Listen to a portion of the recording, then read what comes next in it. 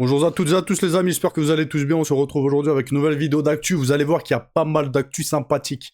On va parler de Khamzat Chimaev, les amis. Il a enfin répondu à Strickland.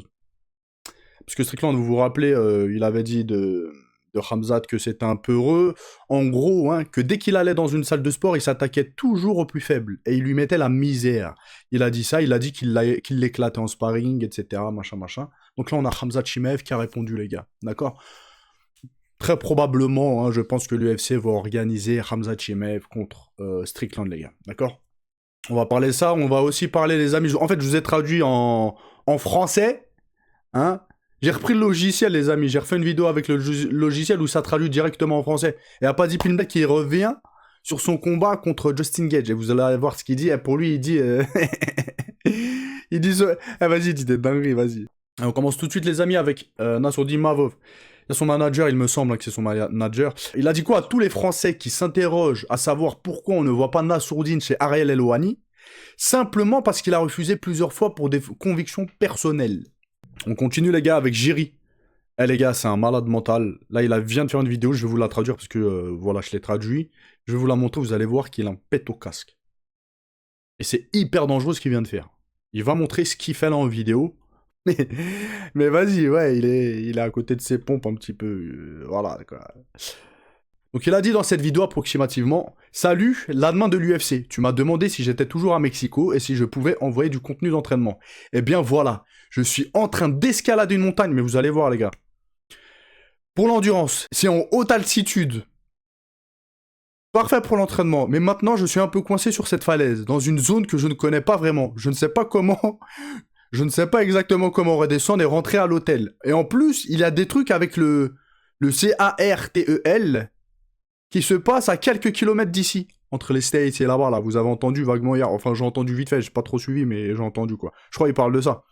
Il a dit quoi? C'est un petit peu tendu, mais pas de souci. Je vais descendre doucement, encore un petit peu, et j'y suis. Let's go! Regardez la vidéo, les gars. Regardez, hop, là, je vous mets ça. Yes, but I think the best for you can film is right now. It's right now. Il a grimpé une montagne sans être attaché, et là il est keblo. Peña de Bernal. Pour l'endurance. Pour l'endurance, les gars. Back, so right now, just a little. Non, mais non, moi je vous voyais mal. Mais les gars, il a un pet au casque, il est pas normal ce mec. Je crois il est pas attaché, en plus. C'est un malade. I'm down. Let's go for that. Yes. C'est un ouf. On continue les amis. Regardez la trompette d'Alex Pereira, la grosse trompette. Regardez. Là, il y a Khamzat Chimaev qui veut l'affronter depuis je sais pas combien de mois. Ça, on parle même pas de jours ou de semaines. Ça fait des mois qu'il le call out, etc. Et rappelez-vous les amis, qu'Alex Pereira avait répondu à Khamzat Chimaev, tellement Khamzat Chimaev lui mettait de la pression, etc. Alex Pereira, il avait décidé de prendre de haut Khamzat Chimaev en lui expliquant qu'il était naze, qu'il était vraiment tout naze, qu'il était bien plus fort, qu'il avait rien fait dans le MMA, et que par rapport à ça, il l'acceptera pas parce que c'est une petite... voilà, c'est un petit quoi. Allez, circule. Par contre, il avait dit quoi? Par contre, en grappling, si tu veux, on s'affronte. Et je vous avais fait une vidéo, mais je vous avais dit, c'est quand même bizarre, c'est la première fois de ma vie que je vois un champion de MMA qui se fait call out par un autre champion et qui lui dit non, t'es trop nul, viens on fait un combat de grappling. Et il y en a parmi vous qui m'avaient dit quoi? Vous m'aviez dit, peut-être qu'il fait ça pour tester justement le grapp et la lutte de Khamzat Chimaev. Et s'il se débrouille pas trop mal, s'il voit que niveau puissance, etc., ça va, ou même il a le dessus, et ben probablement il pourra accepter un combat de MMA contre lui. En fait, il se serait potentiellement servi du combat de grappling pour tester Khamzat Chimaev. D'accord? Et jusqu'à maintenant, silence radio, il parle pas. Mais regardez là, il vient de partager quoi sur son Instagram? Et je suis allé vérifier, il l'a bien partagé. Une vidéo où on voit Khamzat Chimaev en train d'affronter Alex Pereira dans un combat de MMA, l'UFC, et guettez.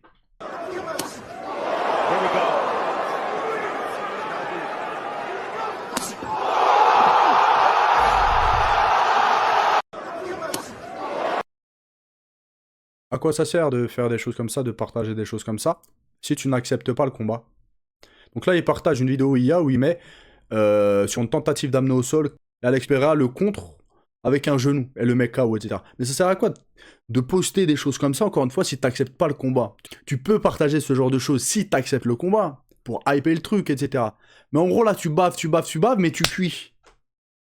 En gros, là, il bave, quoi. Il a la langue bien pendue, quoi. On s'en fout de tes vidéos où il y a, là, où tu fantasmes à mettre KO Khamzat Chimaev. Si c'est ton kiff, si t'aimerais, bah accepte le fight. Arrête de partager des trucs comme ça. C'est puéril, c'est enfantin, c'est de la gaminerie et ça montre sa lâcheté, en fait. La lâcheté qu'il a, en fait. Tu veux pas, tu le refuses, machin, nana, ouais, grappling, non, t'es trop nu. Mais tu partages des vidéos comme ça sert à quoi? J'ai vu ça, je me suis dit, il est sérieux, les gars. On continue les gars avec Eddie Hearn qui allume l'UFC et affirme que les combattants n'y sont pas bien traités. Il a dit quoi? Il n'y a aucune loyauté dans ce milieu. Regardez Aspinal. Il s'est fait arracher les yeux et l'UFC l'humilie. Ils ont presque dit qu'il mentait et se faisait dessus pour rester poli. Bah écoutez, moi j'en démords pas les gars. J'ai été encore une fois l'un des plus gros soutiens de Thomas Aspinal. Même quand il a affronté Cyril Gane, j'étais pour Thomas Aspinal. Hein. Je l'ai défendu même après. Hein, j'ai même dit qu'il avait raison d'avoir arrêté le combat, ce qui est un fait. Il a totalement raison. Par rapport par rapport aux enjeux, en fait. Celui qui est en tort, c'est Cyril Gane. Mais par contre, par la suite, pour moi, il a abusé. Et pour moi, il y a du mensonge. Voilà. Il y en a qui me disent, ouais, t'as retourné ta veste. Les gars, si vous êtes des... Je vais pas dire d'insultes et je vais essayer d'être poli. Mais moi, je suis un homme. Moi, je suis un bonhomme. C'est-à-dire, ça me dérange pas si je me trompe de revenir sur ce que j'ai dit. Je suis pas aussi un fan hardcore de qui que ce soit, un fanatique, d'accord. Voilà, il y en a, vous appréciez des combattants, c'est-à-dire peu importe ce qu'ils disent ou ce qu'ils font, vous allez le soutenir. Moi, c'est pas le cas. Moi, il y a un combattant qui fait quelque chose de bien, je vais le soutenir. Et ce même combattant que je soutenais hier, qui fait quelque chose de mal demain, et ben je descendrai du train et je dénoncerai cela. Voilà. J'ai aucune attache vraiment vis-à-vis de personne. Moi, Khamzat Chimaev, les gars, quand il a fait des trucs chelous, je l'ai descendu. Hein. Je l'ai pas. Je l'ai descendu. Khamzat Chimaev, ça a été la personne, et je regrette un petit peu quand même, à l'avoir le plus descendu. Parce que potentiellement, les amis, je me suis trompé sur son cas. Voilà. Je m'étalerai pas sur ça, etc. Mais je me suis trompé sur son cas. Et j'ai été très méchant vis-à-vis de lui. Là, je parle hors contexte sportif. Voilà. Bref, je m'étalerai pas sur ça, etc. Donc bref, là où je vais en venir, il abuse le mec. Thomas Spinal, oui, il s'est mangé les doigts dans les yeux, etc. Mais il s'est humilié tout seul en partageant ce genre de vidéos, en faisant ce genre de sorties, en surgeant, etc. Il s'est humilié lui-même. Voilà. On continue les amis. Avec Arman Saroukian, il se compare à Khabib et il compare son père à celui de Khabib. Il a dit quoi? Les pères de Khabib Nurmagomedov et d'Arman Saroukian partagent la même mentalité en ce qui concerne leur fils. Il a dit quoi? Quand nous allions chez les autres familles et qu'il y avait un enfant, mon père disait toujours tu peux battre ce type? Et je répondais ouais. Et j'allais le battre. J'allais me taper en fait. Je sais pas si c'est la mentalité des mecs de l'Est, mais en tout cas chez les rebeux, en tout cas moi, j'ai un petit peu grandi comme ça. C'était pas fréquent, mais c'est déjà arrivé où le daron il me disait va l'éclater lui. C'est déjà arrivé les gars. On continue les amis avec Daniel Cormier. Il a pris la parole à la suite du fight de Strickland et il a dit quoi? Il pense probablement que Khamzat Chimaev pourrait avoir du mal face à la version de Strickland, la version d'hier soir, qui a affronté Hernandez. Il a dit quoi? Si le gars qui s'est présenté ce soir se présente lors de ce combat contre Khamzat, ce serait un combat beaucoup plus difficile pour Khamzat Chimaev. Bon, ça, on peut pas savoir. Et je pense pas. Je pense pas. Après, encore une fois, ni lui, ni moi, ni personne ne savons ce genre de choses. On continue les amis avec Dana White qui parle d'Alex Pereira. Il a dit quoi? Il se dit ouvert à l'idée d'une montée d'Alex Pereira chez les poids lourds. Il a dit quoi? Quel que soit le projet de Pereira, nous l'accompagnerons. Moi, j'aime pas Alex Pereira, mais c'est vrai qu'en fait, il a tellement rendu service à l'UFC.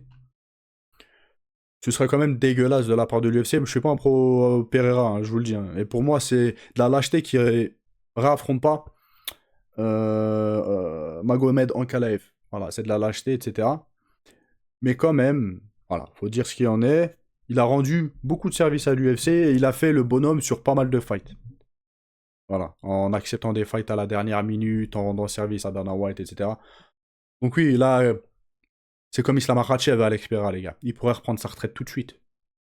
D'accord? Il est multimillionnaire, les gars. Il est double champ, etc. Demain, il prend sa retraite. Dana White, il y perd. Il perd de l'argent. C'est comme Islam Makhachev, les gars. Là, c'est en bonus. Donc forcément, si Islam Makhachev ou Alex Pereira demandent un fight en particulier, Dana White et l'UFC, ils ont tout intérêt à, comment dire, à leur donner.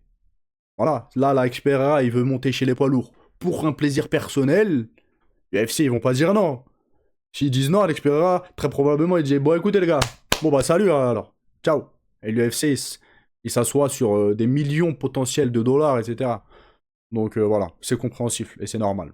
Avant de terminer, les amis, avec Khamzat Chimaev, qui revient sur le cas de Strickland, vous allez voir qu'il lui répond, etc. Et ça chauffe de plus en plus. Je vous ai traduit une petite vidéo de Paddy Pimblett qui revient sur son combat contre Justin Gage.